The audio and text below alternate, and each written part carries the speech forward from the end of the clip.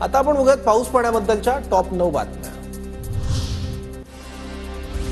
कोकणात पुढील 5 दिवस पावसाचे, कोकण किनारपट्टीवर पुन्हा एकदा मुसळधार पावसाची शक्यता, रत्नागिरीच्या समुद्राला उधाण। जळगाव जिल्ह्यात जून आणि जुलै महिन्यात 61% पाऊस, तर गिरणा, अंजनी, भोकरवारी, बोरी आणि मन्नाड प्रकल्प भरण्यासाठी अद्यापही पावसाची प्रतीक्षा।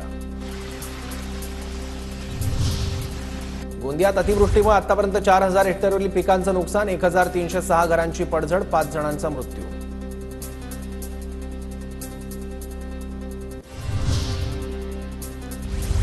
कृष्णा नदीची पाणी पातळी 1 फुटाने घटली, मात्र पूरग्रस्तांनी घरी परतण्याची घाई करू नये, सांगली जिल्हा प्रशासनाचं आवाहन।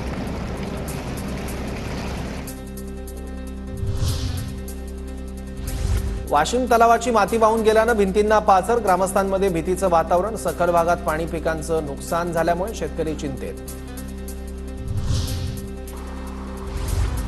मुंबईत पावसाळ्याच्या 2च महिन्यात 86% पावसाची नोंद, गुरुवारपासून पुढील 2 दिवस मुंबईसह ठाणे, पालघरमध्ये मुसळधार पावसाचा अंदाज। राधानगरी धरणाचे 5 स्वयंचलित दरवाजे पुन्हा उघडले, धरणाच्या 7 दरवाजातून 10,000 क्युसेकनं गोगावरी नदीत विसर्ग सुरू।